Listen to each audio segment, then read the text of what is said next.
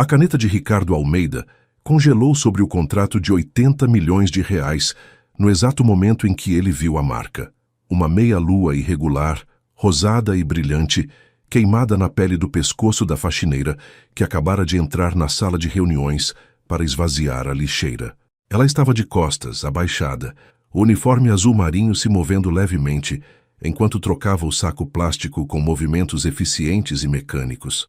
E ali, exposta por apenas 3 segundos quando ela virou o rosto para o lado, checando se tinha esquecido algo, estava a marca que Ricardo Almeida procurava há 20 anos. O ar saiu dos pulmões dele de uma vez só. O coração disparou. As mãos ficaram geladas. Antes de continuar, me conta nos comentários de que cidade você está assistindo. Adoro saber até onde essas histórias chegam. Os 12 executivos ao redor da mesa de vidro continuaram falando. Números, projeções, market share, crescimento exponencial, retorno sobre investimento, mas Ricardo não ouvia mais nada. Apenas o som do próprio coração batendo violento contra as costelas. Apenas a visão daquela cicatriz que ele tinha visto em pesadelos, em fotos borradas de investigadores particulares, em desenhos que uma criança de 7 anos tinha feito tentando lembrar do rosto da mulher que a salvou das chamas. Aquela marca específica, aquela meia-lua perfeita que tinha se gravado na memória dele como um símbolo de tudo que ele tinha perdido e tudo que ainda tinha. A caneta caiu da mão dele. O som metálico contra o mármore ecoou na sala silenciosa como um tiro. O barulho fez a mulher se virar, assustada. Ela tinha por volta de 40 anos, cabelo castanho preso em coque apertado, olhos cansados que pediam desculpas antes mesmo de abrir a boca. Havia algo de familiar naqueles olhos, uma bondade desgastada pelo tempo, uma força silenciosa que resistia apesar de tudo. Ela juntou o saco de lixo rapidamente, murmurando um com licença quase inaudível, e se dirigiu à porta. Os movimentos eram eficientes, treinados, automáticos, a coreografia de alguém que aprendeu a ser invisível, a não incomodar, a existir sem ocupar espaço. Ricardo se levantou tão rápido que a cadeira de couro tombou para trás com um baque surdo que reverberou pelo piso de mármore. Espera! A voz dele saiu rouca, quebrada, irreconhecível até para ele mesmo. A sala inteira parou. 12 pares de olhos se voltaram para o homem que jamais, em 15 anos de liderança implacável, tinha levantado a voz por emoção. Ricardo Almeida não chorava. Ricardo Almeida não tremia. Ricardo Almeida não parava reuniões milionárias por causa de uma funcionária da limpeza. Ele era a definição de controle, de frieza calculada, de eficiência sem espaço para sentimentos. O homem que demitia sem piscar, que fechava negócios enquanto outros tremiam, que nunca, jamais, mostrava fraqueza, mas as lágrimas já desciam pelo rosto dele, grossas, quentes, incontroláveis. 20 anos de represa se rompendo de uma vez. A mulher se virou devagar, os olhos arregalados de medo genuíno. Ela segurou o saco de lixo com mais força, como se aquilo pudesse protegê-la do que quer que estivesse acontecendo. Ela não entendia o que estava acontecendo. Não entendia por que o CEO da empresa, o homem mais poderoso daquele prédio de vidro e aço, estava olhando para ela como se estivesse vendo um fantasma, como se ela fosse alguém que ele conhecia, como se ela importasse. Seu pescoço. Ricardo mal conseguiu falar. A voz saía estrangulada, travada pela emoção que ele tinha trancado por 2 décadas. Essa marca no seu pescoço. Como você conseguiu isso? A sala ficou em silêncio absoluto. O ar-condicionado zumbindo era o único som. Ninguém se mexia. Ninguém respirava. Marina, esse era o nome dela, embora Ricardo ainda não soubesse, levou a mão instintivamente ao pescoço, cobrindo a cicatriz com dedos que tremiam levemente. 20 anos escondendo aquela marca. 20 anos de golas altas, lenços cuidadosamente amarrados, cabelo solto estrategicamente posicionado, vergonha silenciosa que ela carregava como um fardo. E agora, no seu primeiro dia de trabalho, no meio de uma sala cheia de homens de terno que nunca olhavam para ela, ela tinha sido vista, exposta, descoberta, o pior pesadelo dela se materializando. Eu preciso voltar ao trabalho, senhor. A voz dela saía trêmula, pequena, assustada. Por favor. Ricardo deu um passo à frente, e algo naquele movimento, A vulnerabilidade crua, o desespero sem máscaras, fez os executivos recuarem instintivamente. Eles nunca tinham visto aquele homem implorar. Nunca tinham visto vulnerabilidade naquele rosto sempre controlado, sempre composto, sempre inabalável. Por favor, me diz, essa marca foi um acidente? Um incêndio? Marina sentiu as pernas fraquejarem. O chão pareceu tremer sob seus pés. Como ele sabia? Ela não contava aquela história para ninguém. Nem os filhos sabiam direito como ela tinha conseguido aquela cicatriz. Era o passado. Era a dor enterrada.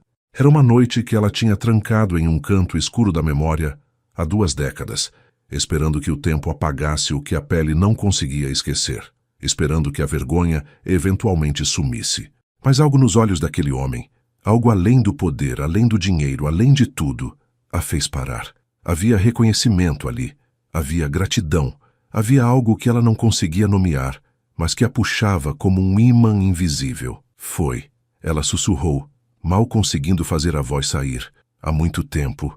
Um ônibus.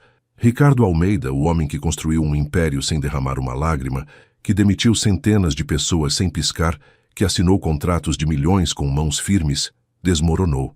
As pernas cederam. O chão pareceu desaparecer. O mundo inteiro se reduziu àquela mulher, àquela marca, àquele momento. Ele caiu de joelhos no meio da sala de reuniões, as mãos cobrindo o rosto, e chorou como uma criança perdida. Soluços profundos sacudiam seu corpo inteiro. 20 anos de dor contida, 20 anos de busca incansável, 20 anos de gratidão sem destino finalmente encontrando saída. 6 horas antes, Marina tinha acordado às 4 da manhã na zona leste de São Paulo, o despertador tocando insistentemente no escuro do quarto que dividia com a filha de 17 anos. O som era áspero, urgente, quebrando o silêncio pesado da madrugada. O corpo já estava acostumado com aquele horário. 10 anos trabalhando na limpeza ensinavam os músculos a acordarem antes da mente, a se levantarem no automático, mesmo quando cada fibra pedia mais 5 minutos. Ela se levantou devagar, sentindo os joelhos estalarem em protesto, e foi até o banheiro minúsculo lavar o rosto com água fria que cortava como gelo. No espelho rachado desde que Tiago tinha batido com a porta há 3 anos, Marina prendeu o cabelo castanho em um coque bem apertado, sem uma mecha fora do lugar. Passou a mão pela gola da blusa de manga comprida, sempre gola alta, mesmo no calor sufocante de São Paulo, que fazia as pessoas suarem só de pensar em sair de casa, e se certificou de que a marca estava coberta. 20 anos e ainda doía olhar para aquela pele rosada, brilhante, deformada, não pela aparência, mas pelo que ela representava, pela noite que ela nunca conseguia esquecer completamente, pelo cheiro de fumaça que ainda invadia seus pesadelos quando ela menos esperava, pelo grito de uma criança que ecoava em sua mente nos momentos mais silenciosos. Na cozinha minúscula, mal cabia 2 pessoas ali, mas era delas. Marina preparou café no fogão velho que demorava uma eternidade para esquentar. O cheiro forte e adocicado tomando conta do apartamento de 2 quartos era uma das poucas coisas que ainda a reconfortava. Ela separou 2 xícaras, 2 fatias de pão com margarina, deixou tudo na mesa para Tiago e Jéssica. Escreveu o bilhete de sempre com letra caprichada. Café na mesa. Tiago não esquece o caderno de matemática. Jéssica, marmita na geladeira. Volta direto da escola. Beijo, mãe. A letra era caprichada, cuidadosa, cheia de amor que ela não sabia expressar de outras formas. Ela olhou para a foto na geladeira. Os 3 em um parque sorrindo sob o sol de um domingo. Tiago tinha 10 anos ali, Jéssica 12. Isso foi antes das contas começarem a sufocar, antes da empresa de limpeza anterior fechar de uma hora para outra, deixando 3 meses de salário atrasado, antes do desespero silencioso de acordar sem saber se o dinheiro ia chegar até o fim do mês. Antes da esperança começar a pesar como chumbo no peito. Marina respirou fundo, pegou a bolsa surrada de tecido azul, comprada há 8 anos numa promoção, já desbotada, mas ainda firme, e saiu. O corredor do prédio cheirava a café requentado e sabão em pó barato. Lá embaixo, Dona Célia já estava varrendo a calçada como fazia todas as manhãs há 30 anos. Bom dia, Marina. Começando cedo de novo? Sempre, Dona Célia.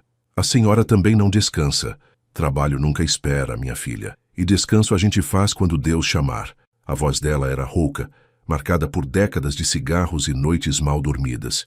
O ônibus das 5 da manhã estava lotado como sempre. Marina entrou pelo meio, conseguiu um espaço em pé e segurou a alça de metal que balançava a cada freada brusca do motorista. Ao redor dela, outros trabalhadores, seguranças de olhos pesados, faxineiros com uniformes amassados, cozinheiros cheirando a tempero, porteiros de prédios comerciais, todos com a mesma cara de cansaço profundo, todos invisíveis para o restante da cidade que ainda dormia em camas confortáveis. Ela reconhecia alguns rostos, cumprimentava com um aceno de cabeça. Não conversavam, não tinham energia para a conversa às 5 da manhã. Só o barulho do motor, o rangido das portas, o suspiro coletivo de quem encara mais um dia. O ônibus atravessou a cidade ainda adormecida. Marina olhava pela janela, as ruas vazias e silenciosas, os botecos com portas de aço fechadas, os cachorros de rua procurando comida nos sacos de lixo, a vida acontecendo nas margens, nos cantos escuros que ninguém fotografava. Essa São Paulo ninguém via. Essa São Paulo não aparecia nos cartões postais nem nas novelas. Era a São Paulo que acordava de madrugada para servir a São Paulo que acordava às 8. 2 horas depois, Marina desceu na Avenida Paulista. O contraste era brutal e sempre a pegava desprevenida, das ruas estreitas e esburacadas da periferia para os arranha-céus de vidro espelhado que refletiam o céu, dos botequins de esquina com cadeiras de plástico para as cafeterias de R$ 12, o cappuccino servido em xícaras de porcelana. Ela entrou pela porta de serviço do edifício empresarial. Nunca pela porta da frente, essa era para clientes. Apresentou-se na recepção e recebeu o crachá temporário com foto borrada. Primeiro dia na Tech Vision, a maior empresa de tecnologia do país. A supervisora, uma mulher de 50 e poucos anos chamada Sônia, com olhos cansados que reconheciam os olhos cansados de Marina, entregou o uniforme azul marinho e deu as instruções rapidamente. Você vai ficar nos andares executivos, 15º ao 20º. Limpeza discreta, sem fazer barulho, sem atrapalhar as reuniões. Se alguém te pedir alguma coisa, você faz e sai rápido. Essas pessoas não querem conversa, querem invisibilidade. Eles nem olham para a gente, entendeu? Marina entendeu perfeitamente. Ela sempre tinha sido invisível. Era mais fácil assim, mais seguro. Ricardo Almeida tinha chegado ao escritório às 7 da manhã, como sempre fazia nos últimos 20 anos. 55 anos. Cabelo grisalho impecavelmente cortado em um salão que cobrava mais do que Marina ganhava em uma semana. Terno italiano de $5.000 feito sob medida, relógio suíço no pulso que valia mais do que a maioria das pessoas ganhava em um ano. Ele entrou no elevador privativo, só para executivos do 20º andar, subiu direto e foi para sua sala, uma parede inteira de vidro com vista panorâmica para São Paulo, acordando lá embaixo, mesa minimalista de mármore negro importado, nenhuma foto pessoal, nenhum toque de humanidade, nenhum vestígio de vida vivida. Ele tinha construído a Tech Vision do zero. 23 anos atrás, era apenas um programador talentoso, com uma ideia e um computador velho no quarto dos fundos da casa da mãe. Agora era um império. 3.000 funcionários, operações em 12 países, valor de mercado na casa dos bilhões. Ricardo Almeida era respeitado nas reuniões de conselho, temido pelos concorrentes e completamente sozinho quando voltava para a cobertura vazia. Ele tinha apartamento de cobertura com vista para o parque, carro importado na garagem, conta bancária com mais zeros do que conseguia gastar em uma vida inteira. Mas quando voltava para casa à noite, o silêncio era ensurdecedor e o eco dos passos no mármore o lembrava de que ninguém o esperava. Ele sentou-se na cadeira de couro ergonômico, escolhido por um especialista em postura, abriu o notebook e começou a revisar os e-mails que nunca paravam de chegar. 147 mensagens desde ontem à noite. Ele respondeu 17, delegou 53, ignorou o resto. Eficiência, precisão, frieza. Era assim que ele construía impérios. Era assim que ele mantinha a dor à distância. Era assim que ele evitava pensar na filha que criava sozinho, na esposa que tinha perdido, na mulher que ele nunca conseguiu encontrar. Às 9 em ponto, a reunião de conselho começou.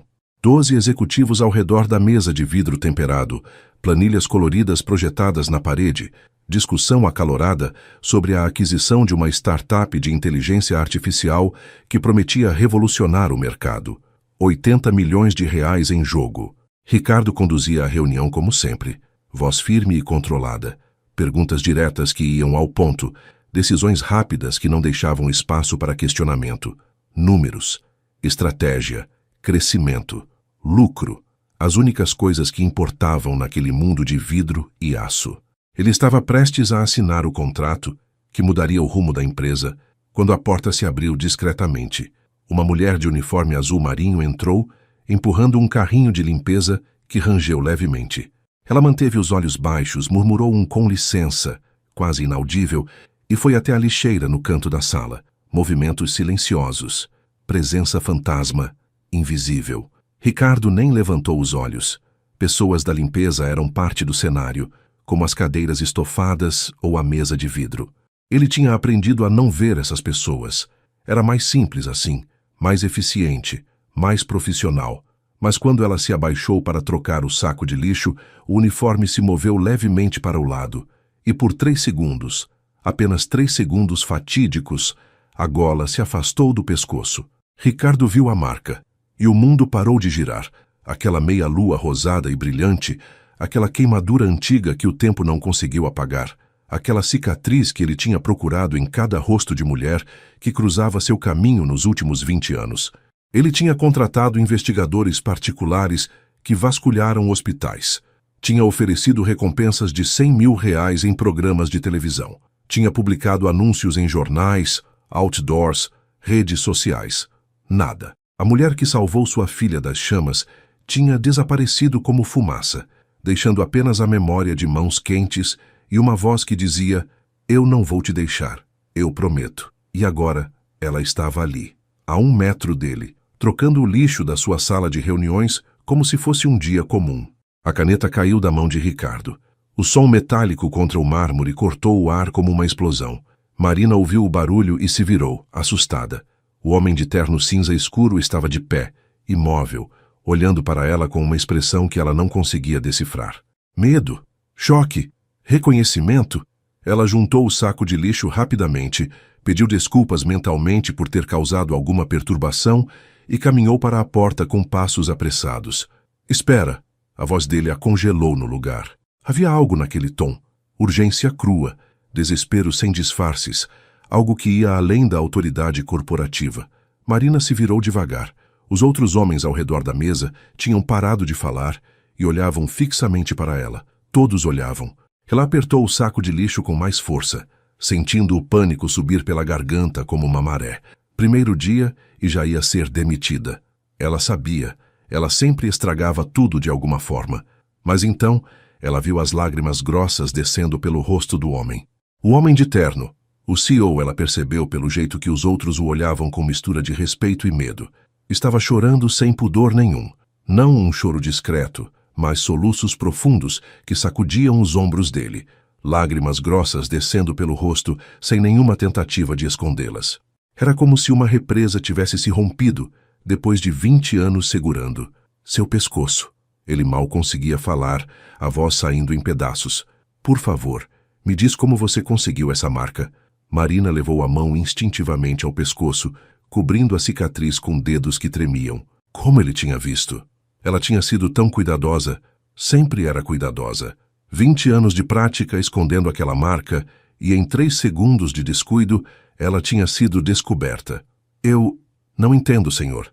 "O incêndio." Ricardo deu um passo à frente, as mãos trêmulas estendidas como se quisesse tocar aquela cicatriz para confirmar que era real. Foi em um ônibus, há 20 anos, na Zona Leste.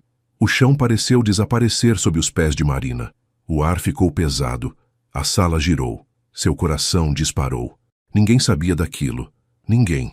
Ela nunca tinha contado para ninguém. Como aquele homem podia saber? Como ele podia conhecer detalhes de uma noite que ela tinha tentado esquecer por 2 décadas? Como o senhor sabe disso? A voz dela saiu fraca, quebrada, quase sem ar. Ricardo não conseguiu responder imediatamente. Ele apenas afundou em uma cadeira, o rosto entre as mãos, E chorou como não chorava desde aquela noite de 20 anos atrás, quando perdeu tudo que amava. Quando o telefone tocou às 11 da noite. Quando a voz impessoal do outro lado disse: houve um acidente grave. Quando ele correu para o hospital e descobriu que sua vida tinha acabado em uma curva mal sinalizada.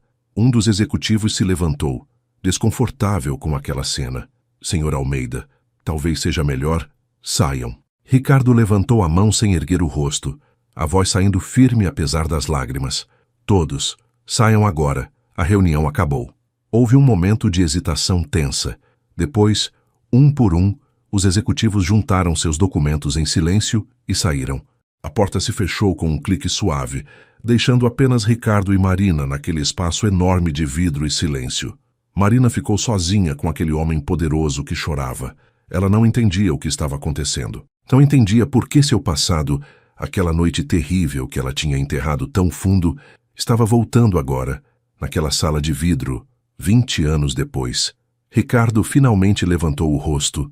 Os olhos dele estavam vermelhos, inchados, destruídos.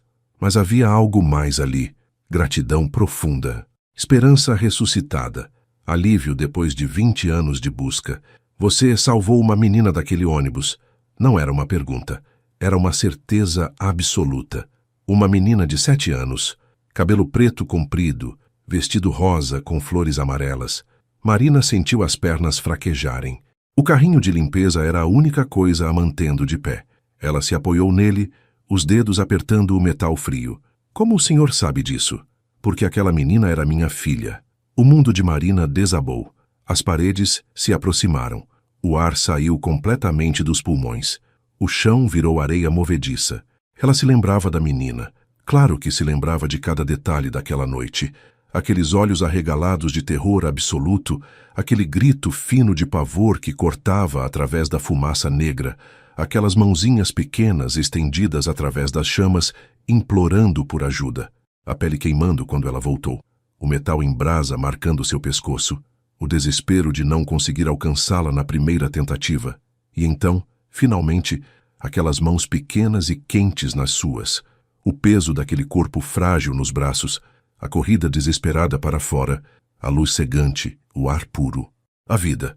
Marina tinha voltado para buscar a criança quando todos os outros fugiam. Tinha sentido o metal em brasa queimar sua pele quando puxou a menina para fora. Tinha entregue a criança para os socorristas e desaparecido antes que alguém pudesse perguntar seu nome. Porque heróis não existem. Só pessoas que fazem o que precisa ser feito. Ela nunca quis ser heroína. Ela só fez o que qualquer pessoa faria. O que qualquer mãe faria. Ela está bem? Marina sussurrou, a voz mal saindo da garganta apertada. Ricardo assentiu, incapaz de falar por um longo momento. As lágrimas continuavam descendo sem parar. Graças a você. Ela está viva graças a você. Ela cresceu. Ela se formou. Ela ajuda crianças hoje. Tudo graças a você. As lágrimas desceram pelo rosto de Marina agora, quentes e libertadoras. 20 anos guardando aquela noite como um fardo pesado, como uma marca de dor e vergonha, como algo que ela nunca poderia apagar da pele ou da memória. 20 anos achando que aquela cicatriz era apenas uma lembrança de trauma sem significado. E agora, descobria que a menina tinha sobrevivido, que ela tinha crescido, que ela estava bem, que aquela noite terrível tinha valido a pena. Eu procurei por você. Ricardo se levantou devagar, como se estivesse com medo de assustá-la e fazê-la desaparecer de novo. Procurei por 20 anos. Ofereci dinheiro, contratei os melhores investigadores do país, publiquei anúncios em jornais e televisão. Ninguém sabia quem você era. Ninguém tinha visto seu rosto. Você desapareceu como um anjo que veio e foi embora. Eu não queria ser encontrada. Marina limpou as lágrimas com as costas da mão calejada. Eu só fiz o que tinha que fazer. Não era para ser isso. Isso o quê? Uma dívida. Eu não salvei aquela menina para que alguém me devesse alguma coisa. Eu salvei porque ela era uma criança e estava morrendo. Porque eu não conseguiria viver comigo mesma se não tentasse. Porque era a coisa certa a fazer. Ricardo ficou em silêncio por um longo momento, apenas olhando para aquela mulher que carregava tanta dignidade na simplicidade. Depois, com voz quebrada pela emoção, ele disse: minha esposa morreu naquele ônibus. Ela estava com a Beatriz. Minha filha, eu estava em uma viagem de negócios em outro estado fechando um contrato. Quando recebi a ligação, ele parou, a voz falhando completamente. Quando cheguei ao hospital 4 horas depois, disseram que minha esposa não tinha sobrevivido ao impacto, mas a Beatriz sim. Uma mulher tinha entrado no ônibus em chamas e arrancado ela de lá. Os socorristas disseram que se não fosse por essa mulher desconhecida e corajosa, a Beatriz teria morrido também. Marina sentiu o peito apertar dolorosamente. Ela não sabia. Não sabia que tinha havido mortes naquela noite. Não sabia que aquela menina tinha perdido a mãe naquele acidente terrível. Não sabia que ao salvar uma vida, ela tinha dado a alguém a única coisa que restava no mundo. Eu passei os últimos 20 anos tentando te encontrar. Ricardo olhou diretamente nos olhos dela, segurando aquele olhar com intensidade. Porque você salvou a única coisa que me restou neste mundo. E eu nunca pude te agradecer. Nunca pude olhar nos seus olhos e dizer o quanto você mudou minha vida. O Senhor não precisa me agradecer. Preciso te agradecer todo dia pelo resto da minha vida. Preciso que você saiba o que você fez. Marina balançou a cabeça, as lágrimas ainda escorrendo. Eu não quero nada, eu só queria que ela ficasse bem. Era só isso que eu queria. Ela ficou. Por sua causa. Ricardo deu mais um passo à frente. Por favor, deixa eu fazer algo por você. Qualquer coisa. O que você precisar. Deixa eu retribuir de alguma forma. Marina olhou para aquele homem poderoso, para aquela sala de vidro luxuosa, para aquele mundo de dinheiro e poder que nunca tinha sido o dela e nunca seria.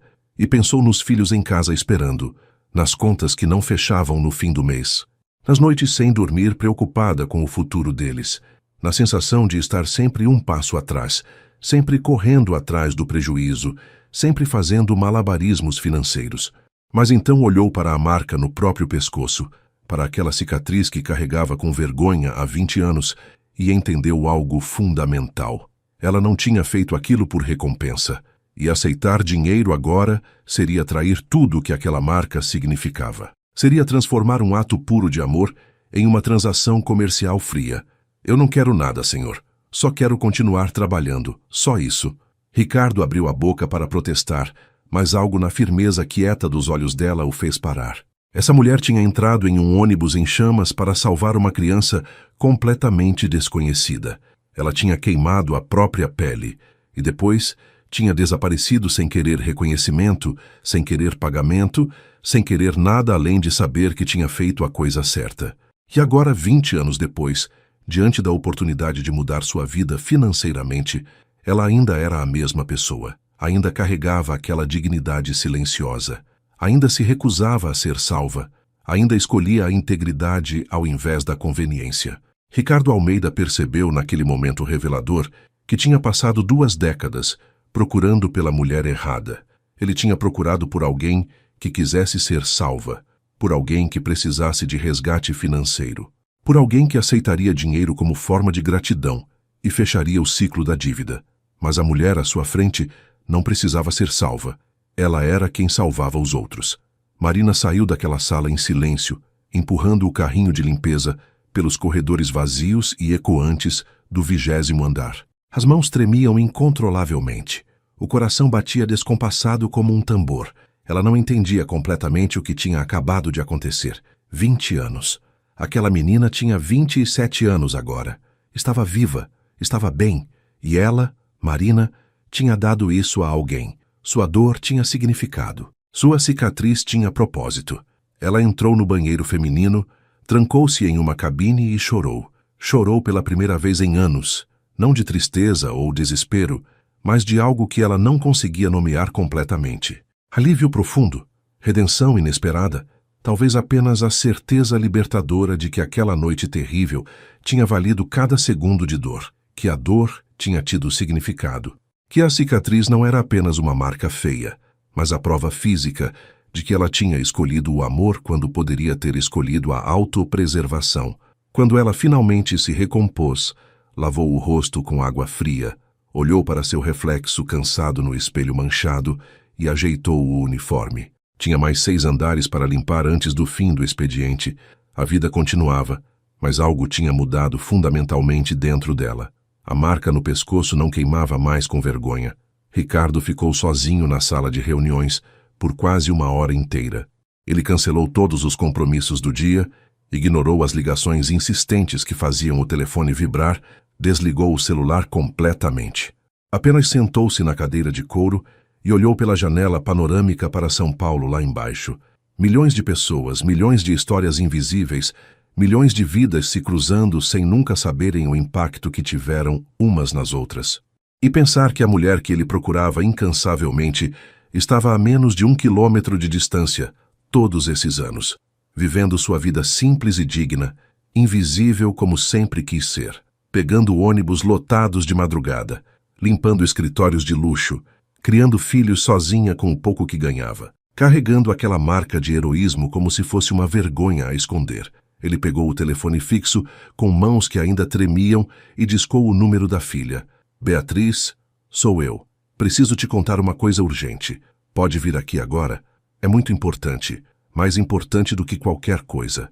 Ele desligou e esperou, o coração ainda acelerado após 20 anos. 20 anos procurando sem parar. 20 anos de culpa por não ter estado lá. 20 anos de dívidas emocionais não pagas. 20 anos de gratidão sem destino certo. E agora, finalmente, ele tinha encontrado. Não por acaso. Não por investigação, cara. Mas porque a vida tem um jeito misterioso e perfeito de corrigir as coisas que ficaram pendentes, de fechar círculos que precisavam ser fechados. Ricardo Almeida olhou para o contrato de 80 milhões de reais ainda aberto sobre a mesa.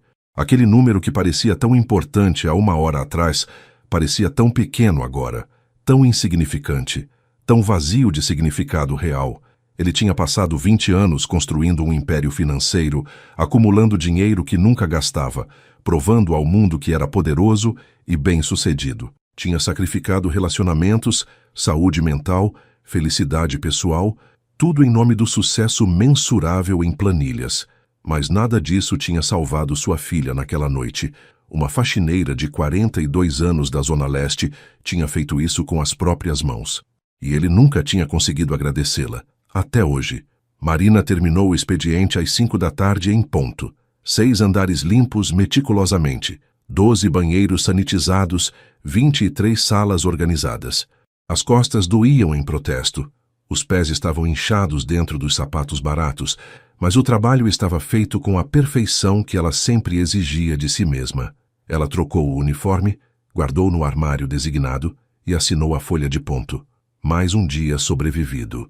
Mais um passo em direção ao fim do mês. Quando saiu pela porta de serviço dos fundos, Ricardo estava esperando encostado na parede. Ele tinha tirado o paletó caro. As mangas da camisa italiana estavam dobradas até os cotovelos. Ele parecia menor sem toda aquela armadura corporativa impecável. Mais humano, mais real, mais vulnerável e acessível. Eu sei que você disse que não quer nada. Ele falou antes que ela pudesse protestar ou fugir. Mas eu preciso te pedir uma coisa. Não como pagamento, não como obrigação, como um favor pessoal. Marina parou, naturalmente desconfiada. Ela tinha aprendido ao longo dos anos a desconfiar de favores gratuitos. Que favor? Deixa eu te levar em casa. Só hoje. Só para a gente poder conversar com calma. Por favor, eu imploro.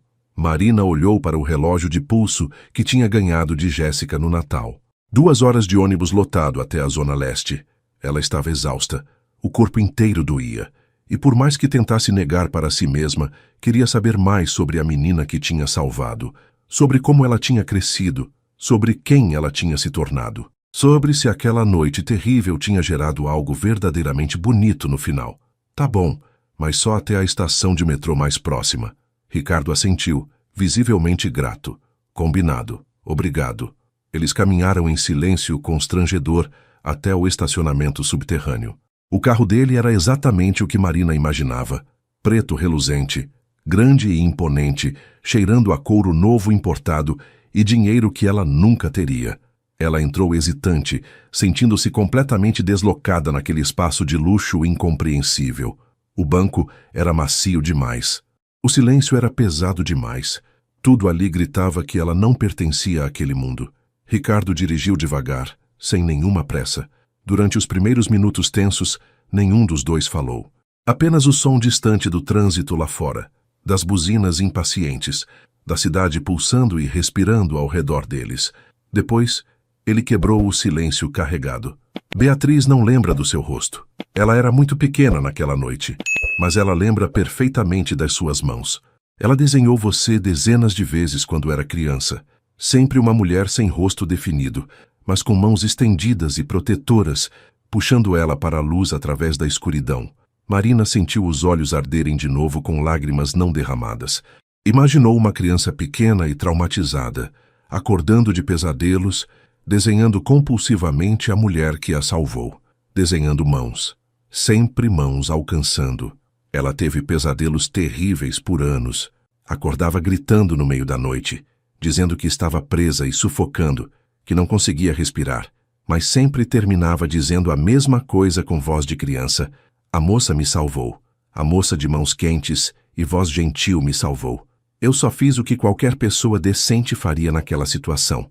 Não. Ricardo balançou a cabeça com firmeza absoluta.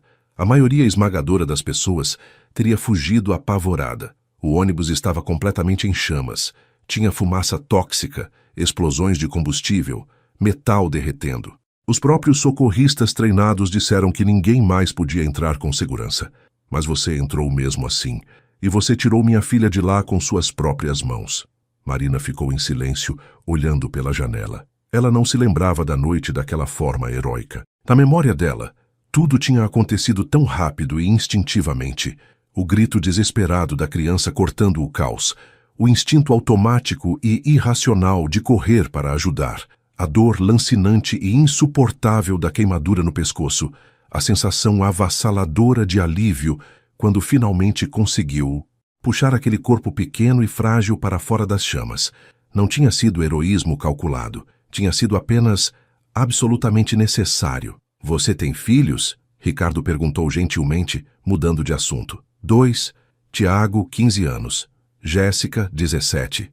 O pai deles me deixou quando o Tiago tinha apenas 5 anos. Disse que não tinha assinado o contrato para passar dificuldade e pobreza.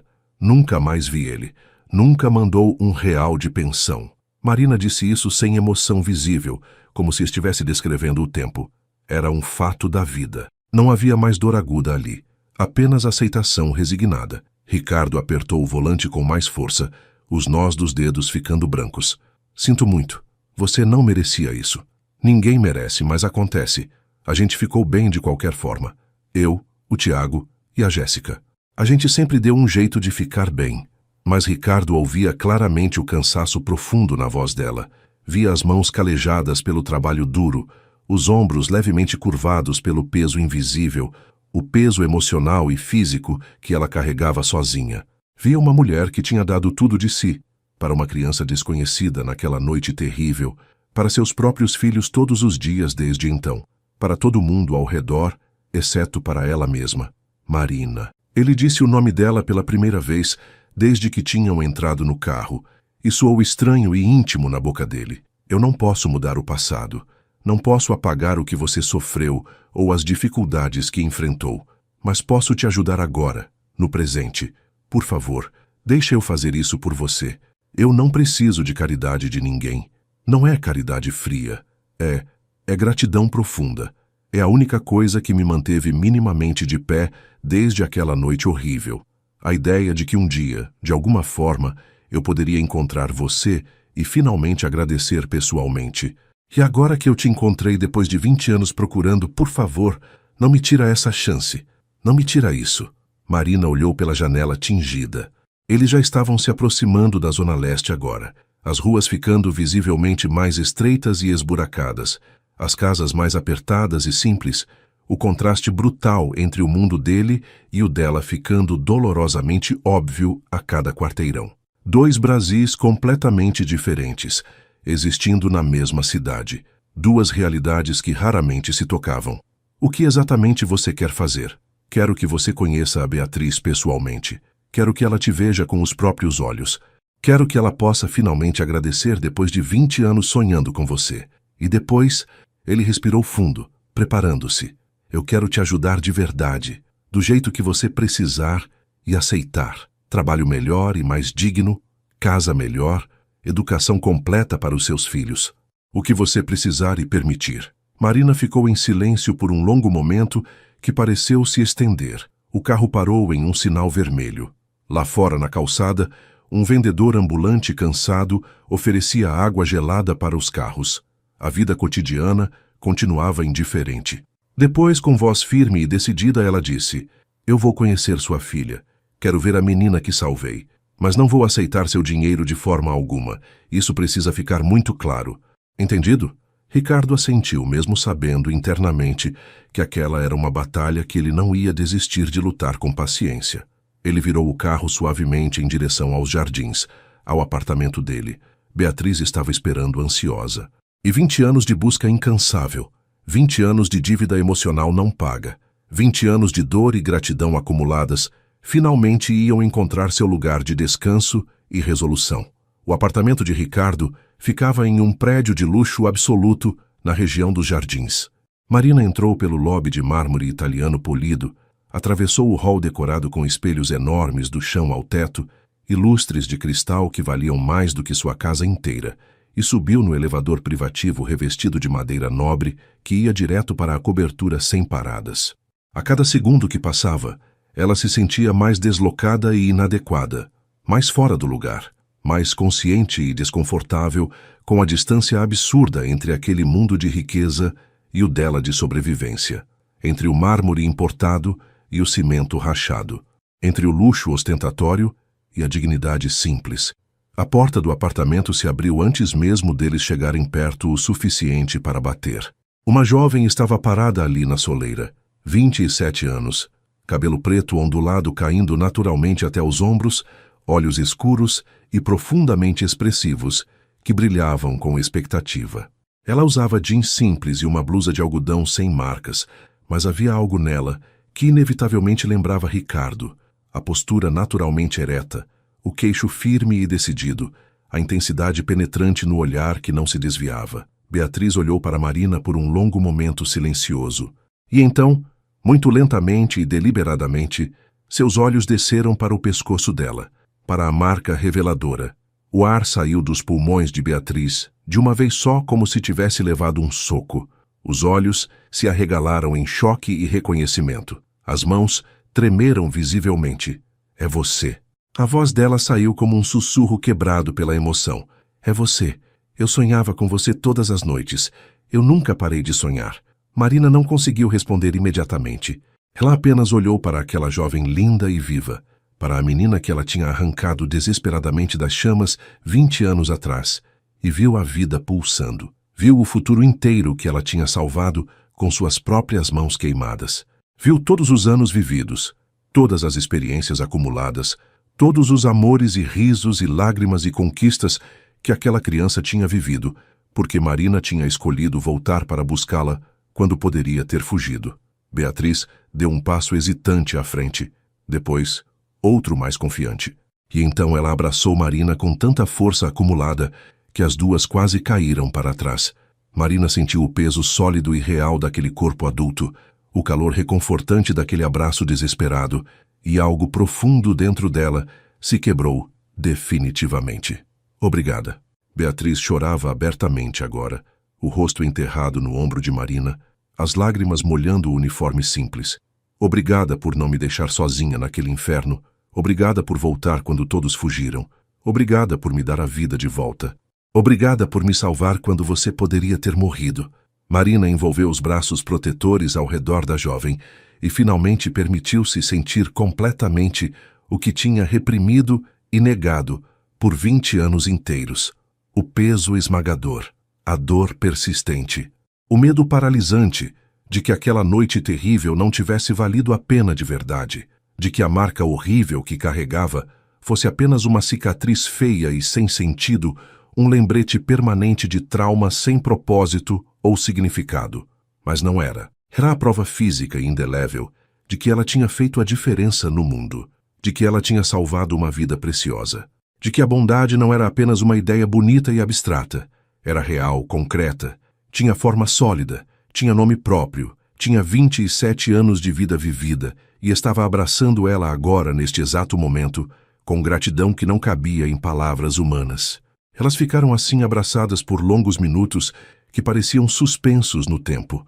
Ricardo observava a distância respeitosa, lágrimas descendo silenciosamente pelo rosto envelhecido, finalmente permitindo-se sentir sem barreiras o que tinha bloqueado e reprimido por tanto tempo. Culpa profunda por não ter estado lá sim, mas também gratidão avassaladora. Tanto gratidão que doía fisicamente no peito. Quando Beatriz finalmente se afastou do abraço, ela segurou as mãos calejadas de Marina com firmeza e olhou diretamente nos olhos dela sem desviar. Eu não lembro do seu rosto daquela noite. Tinha fumaça densa demais, estava tudo muito escuro e caótico, mas eu lembro perfeitamente das suas mãos. Elas eram quentes mesmo através do fogo, e eu lembro crystal clear da sua voz dizendo: eu te peguei, tá tudo bem agora, eu não vou te deixar aqui. Eu acreditei completamente em você. Mesmo com apenas 7 anos, mesmo morrendo de medo absoluto, eu acreditei em cada palavra sua. Marina apertou as mãos de Beatriz de volta com força. Aquelas mãos que tinham crescido fortes, que tinham vivido e amado, que existiam porque ela tinha escolhido voltar. Eu não ia te deixar sozinha naquele lugar. Não ia permitir que você morresse sozinha e com medo. Jamais. Minha mãe estava lá comigo, Beatriz disse, a voz tremendo com emoção controlada. Ela tentou me proteger com o próprio corpo quando o ônibus bateu violentamente. Ela cobriu completamente meu corpo pequeno com o dela, mas quando o fogo começou a se espalhar rapidamente, ela não conseguiu me tirar de onde estava presa. Ela ficou presa também. E você apareceu como um anjo e veio me buscar. Eu sinto muito, muito mesmo, pela sua mãe. Beatriz balançou a cabeça com gratidão nos olhos. Ela deu a própria vida por mim naquela noite, e você deu sua pele por mim também. Ela tocou levemente e com reverência a marca no pescoço de Marina. Essa cicatriz, eu sonhava com ela constantemente durante anos. No meu sonho recorrente, era uma marca de luz brilhante, como se você tivesse sido queimada e marcada por salvar um anjo pequeno. Marina sorriu através das lágrimas que finalmente escorriam livremente. Eu não sou nenhum anjo enviado. Sou só uma mãe comum. E naquele momento terrível você era apenas uma criança inocente que precisava desesperadamente de ajuda. Você é mãe? Beatriz perguntou com interesse genuíno. 2 filhos maravilhosos, Tiago e Jéssica. Eles sabem a verdade sobre o que você fez naquela noite? Marina balançou a cabeça negativamente. Nunca contei para eles. Achei que era apenas uma noite ruim e traumática que tinha finalmente acabado. Não sabia que você tinha realmente sobrevivido e crescido. Não sabia o seu nome. Pensei honestamente que nunca mais ia saber o que tinha acontecido com você. E agora sabe tudo. Beatriz sorriu genuinamente. E naquele sorriso radiante, Marina viu simultaneamente a menina assustada de 7 anos, viu a sobrevivente corajosa, viu a mulher forte e completa que ela tinha se tornado. Agora a gente está aqui juntas, 20 anos depois do impossível, e eu finalmente posso te agradecer pessoalmente e de verdade. Ricardo se aproximou delas, limpando os olhos vermelhos discretamente. Beatriz, a Marina deixou muito claro que não quer aceitar nenhum tipo de ajuda financeira. Não é ajuda ou caridade, Beatriz disse com firmeza absoluta. É família verdadeira. Você salvou minha vida quando não tinha obrigação nenhuma. Isso te faz parte da minha família para sempre. Isso te faz minha segunda mãe. Marina sentiu algo fundamental quebrar profundamente dentro dela. A parede alta que tinha construído ao longo dos anos. A armadura pesada de autossuficiência absoluta. A crença arraigada de que ela precisava carregar absolutamente tudo sozinha, sem ajuda de ninguém. Porque talvez, apenas talvez, ela não precisasse estar sempre sozinha. Talvez fosse realmente permitido ser vulnerável ocasionalmente. Talvez fosse permitido aceitar amor genuíno sem culpa. Talvez aceitar amor sincero não fosse sinal de fraqueza. Talvez deixar-se ser verdadeiramente vista não fosse motivo de vergonha. Talvez a marca permanente no pescoço nunca tivesse sido realmente uma cicatriz feia para esconder envergonhada, mas sim uma ponte sagrada que conectava 2 vidas que definitivamente deveriam ter se encontrado há muito tempo atrás. Fica para jantar conosco, Beatriz disse com carinho. Por favor, deixa a gente te conhecer de verdade. Deixa a gente ouvir sua história completa com suas próprias palavras. Marina olhou atentamente para aquela jovem linda, para aquele homem poderoso e vulnerável, para aquele apartamento luxuoso cheio de luz natural e possibilidades infinitas. E pela primeira vez em 20 anos inteiros de solidão, ela disse sim de coração aberto. Eles jantaram juntos naquela noite memorável, uma refeição reconfortantemente simples que Beatriz preparou com a ajuda entusiasmada de Marina. Arroz branco soltinho, feijão temperado, bife acebolado perfumado, salada fresca. Comida honesta de casa, comida que reconectava mundos separados. Marina ensinou pacientemente Beatriz o segredo do tempero perfeito. Alho bem dourado até ficar fragrante, cebola picadinha bem fina, uma pitada generosa de cominho. Minha mãe fazia assim também? Beatriz perguntou com curiosidade. Não sei como sua mãe fazia, mas minha mãe fazia exatamente assim. E a mãe dela antes também. É receita de família passada. Marina contou abertamente sobre os filhos, sobre a luta diária constante, sobre o marido que tinha ido embora covardemente, sobre as noites intermináveis acordadas se perguntando ansiosamente como ia conseguir pagar as contas que se acumulavam. Ricardo e Beatriz ouviram em silêncio absoluto e respeitoso, com respeito profundo, sem nenhum julgamento, sem aquele olhar irritante de pena que Marina tanto odiava receber. E então, respirando fundo, Marina contou detalhadamente sobre aquela noite que mudou tudo. Sobre estar no ônibus voltando cansada do trabalho, sobre o impacto violento e súbito, o vidro explodindo em 1000 pedaços, o cheiro forte e inconfundível de combustível vazando, sobre ouvir o grito agudo de uma criança e simplesmente não conseguir ignorar aquele som, sobre voltar correndo quando todos fugiam, sobre encontrar a menina desesperadamente presa, sobre sentir o metal incandescente queimar profundamente sua pele quando finalmente puxou a criança aterrorizada para fora das chamas infernais. Eu nem pensei racionalmente, Marina disse com simplicidade. Foi puro instinto maternal. Era uma criança inocente. Eu simplesmente não podia deixar ela morrer lá sozinha. A maioria esmagadora das pessoas teria deixado sem hesitar. Ricardo disse com convicção. A maioria teria salvado apenas a si mesma, sem olhar para trás. Eu sou mãe antes de tudo. Mães nunca deixam crianças para trás. Não importa de quem sejam. Beatriz pegou a mão de Marina sobre a mesa de jantar. Você literalmente me deu uma vida inteira. Eu me formei em psicologia clínica. Trabalho profissionalmente com crianças que passaram por situações graves de trauma. Eu dedico minha vida a ajudar outras crianças, precisamente porque alguém generoso me ajudou quando eu mais precisei. Absolutamente tudo que eu sou hoje é por sua causa direta. Marina sentiu as lágrimas voltarem incontroláveis. Ela tinha passado 20 anos inteiros achando, sinceramente, que aquela noite tinha sido apenas dor sem sentido, apenas perda, apenas uma marca que ela carregava como vergonha profunda. Mas não era nada disso. Era propósito divino. Era significado profundo. Era a prova irrefutável de que um único momento de coragem genuína podia literalmente mudar gerações futuras. Ricardo levou Marina de volta para casa muito tarde da noite. Quando finalmente chegaram na frente do prédio simples de 4 andares na Zona Leste, ele desligou cuidadosamente o motor e ficou em silêncio pensativo por um momento. Marina, eu sei perfeitamente que você não quer aceitar dinheiro diretamente, mas pelo menos me deixa fazer isso, os seus filhos. Deixa eu pagar a faculdade completa deles. Por favor, não como pagamento frio, como uma forma sincera de honrar eternamente o que você fez. Marina estava profundamente cansada. Cansada de lutar sozinha sem parar. Cansada de fingir constantemente que não precisava de ajuda de ninguém. Cansada de carregar o peso esmagador do mundo inteiro nos ombros, sem nunca deixar ninguém dividir minimamente a carga. Eu vou pensar com carinho, ela disse finalmente com sinceridade. Mas não prometo absolutamente nada. Ricardo assentiu compreensivo. É literalmente tudo o que eu peço. Só pensa com calma. E, por favor, ele escreveu cuidadosamente o número de telefone pessoal em um cartão e entregou a ela. Liga se precisar de qualquer coisa mesmo, a qualquer hora do dia ou da noite. Marina pegou o cartão com cuidado e desceu do carro.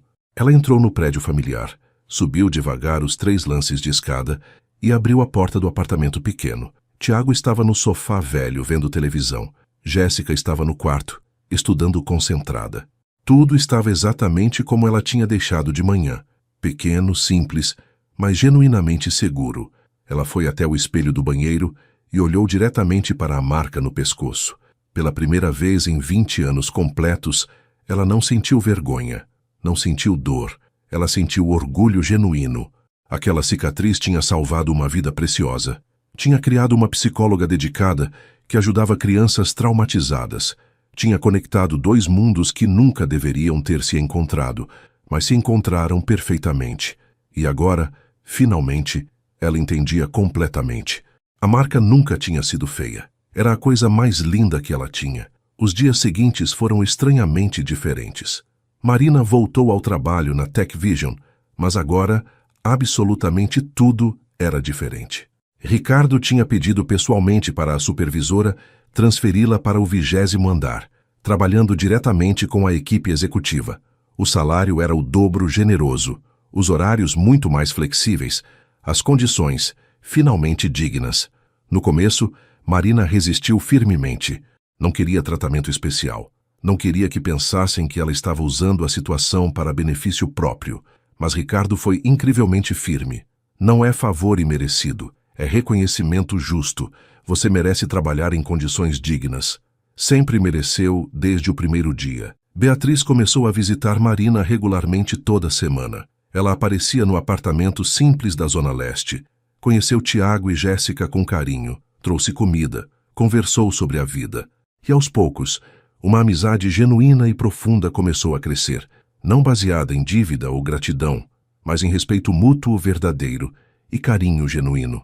Beatriz contava sobre o trabalho desafiador com crianças traumatizadas. Marina contava sobre as dificuldades de criar filhos sozinha. E ambas descobriam que tinham muito mais em comum do que jamais imaginavam. Tiago e Jéssica ficaram completamente chocados quando finalmente descobriram a história completa da mãe. Marina finalmente contou tudo, sobre o ônibus, sobre a menina, sobre a marca que ela escondia há tanto tempo. Mãe, por que você nunca contou isso antes? Jéssica perguntou incrédula. Porque eu achava que era só uma cicatriz feia, só uma noite ruim, não sabia que tinha significado. Você salvou a vida de alguém, Tiago disse, os olhos brilhando de orgulho. Você é uma heroína de verdade.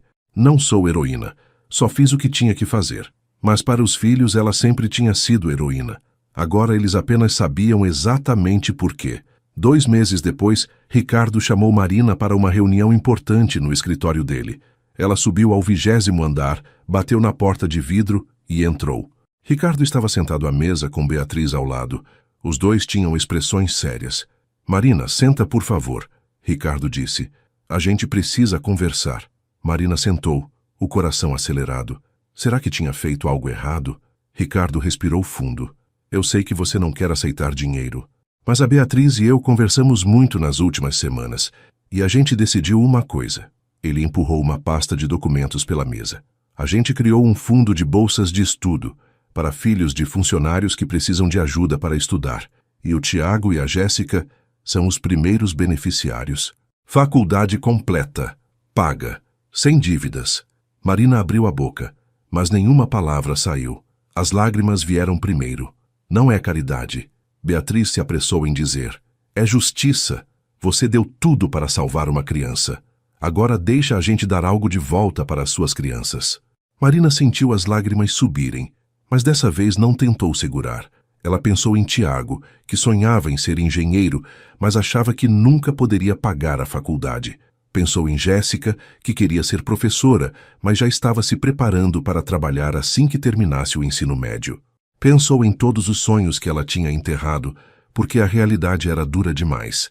E agora alguém estava dizendo, seus filhos podem sonhar, seus filhos podem ter futuro, seus filhos não precisam carregar o peso que você carregou. Por que vocês estão fazendo isso? Marina sussurrou. Porque você fez por nós primeiro. Ricardo disse simplesmente, você deu a vida da minha filha de volta.